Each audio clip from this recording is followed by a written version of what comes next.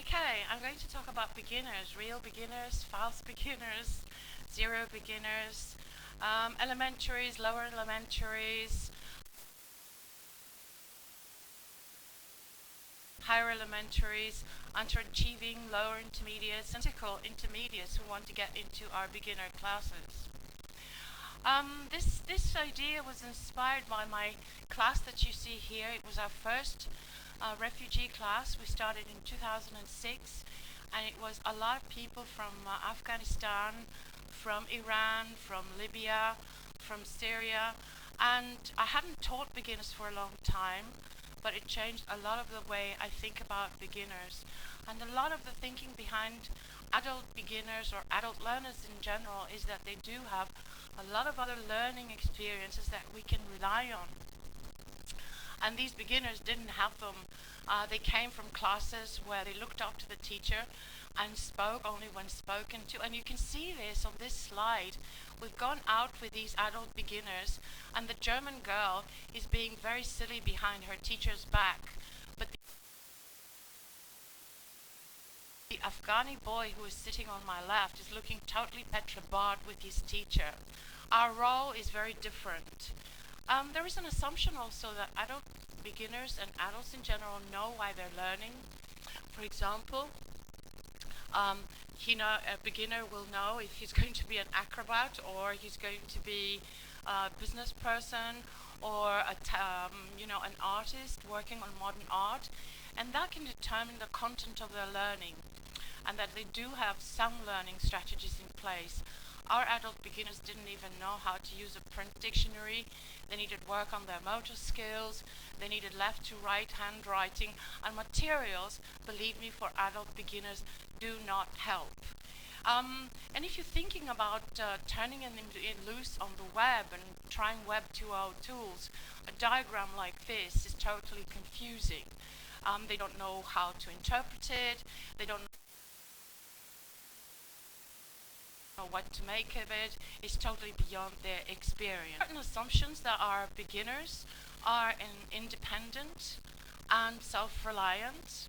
I want to kind of change the focus of the beginning to beginning teachers as well, or people beginning to learn technologies like myself, who have no idea of how to use Google or Delicious or Digo, and that they do have schematic knowledge they can rely on. And here is an example of a survival project on the moon, where adults have to choose certain items so they can survive a long trip from their shuttle which has been wrecked. And many of the beginners choose matches which actually do not ignite on the moon, and they choose a compass which does not work on the moon because there is no magnetic north. And they also choose first aid kits and that is lethal,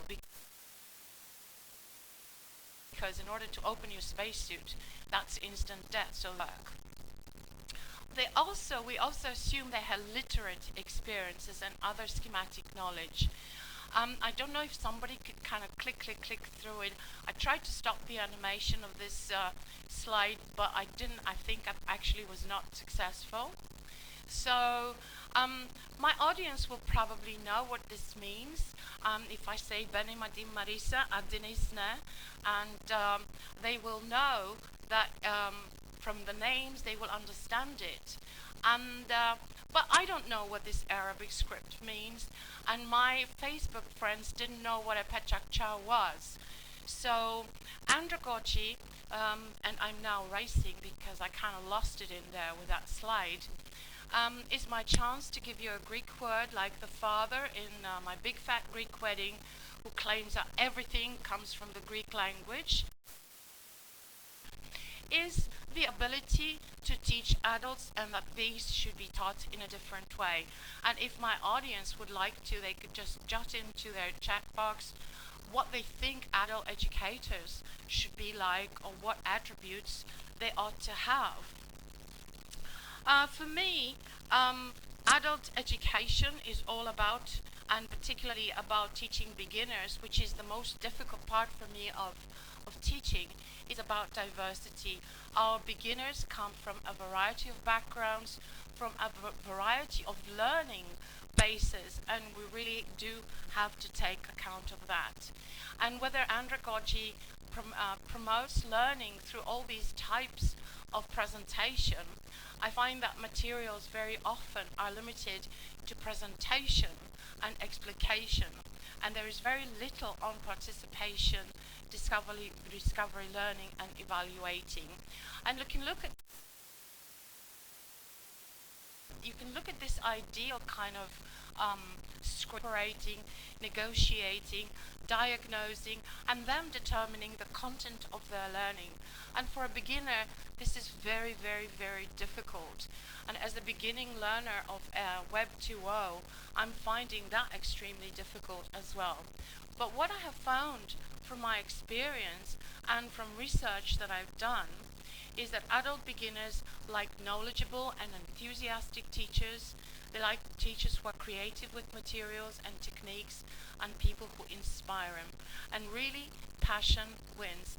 Forgive my picture, it was meant to have a rose between the teeth, and I couldn't find a free picture to do that, so that's my own concoction.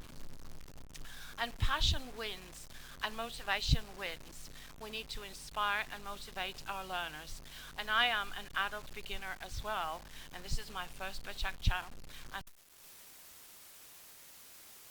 I thank you for coming here and listening to me.